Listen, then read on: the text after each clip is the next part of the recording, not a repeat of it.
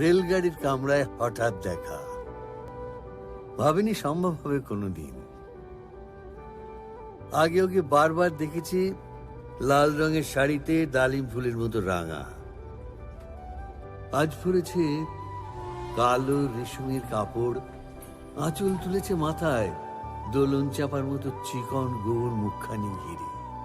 মনে হলো কালো রঙে একটা গভীর দূরত্ব ঘনিয়ে নিয়েছে নিজের চারদিকে, যে দূরত্ব সর্ষে ক্ষেতের শেষ সীমানায় শালবনের নীলাঞ্জনে।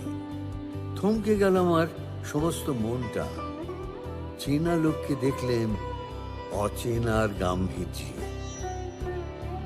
হঠাৎ খবরের কাগজ ফেলে দিয়ে আমাকে করলে নমস্কার, সমাজবিধির পথ গেল খুলে, আলাপ করলেন শুরু। কেমন আছো, কেমন চলছে সংসার ইত্যাদি। সে রইল জানলার বাইরের দিকে চেয়ে, যেন কাছের দিনের ছোঁয়াচ পার হওয়া চাহনিতে। দিলে অত্যন্ত ছোট দুটো একটা জবাব, কোনোটা বা দিলেই না। বুঝিয়ে দিলে হাতের অস্থিরতায় কেন এসব কথা। আমি ছিলাম অন্য বেঞ্চিতে ওর সাথীদের সঙ্গে। একসময় আঙুল নেড়ে জানালে কাছে আসতে, মনে হলো কম সাহস নয়। বসলুম ওর এক বেঞ্চিতে।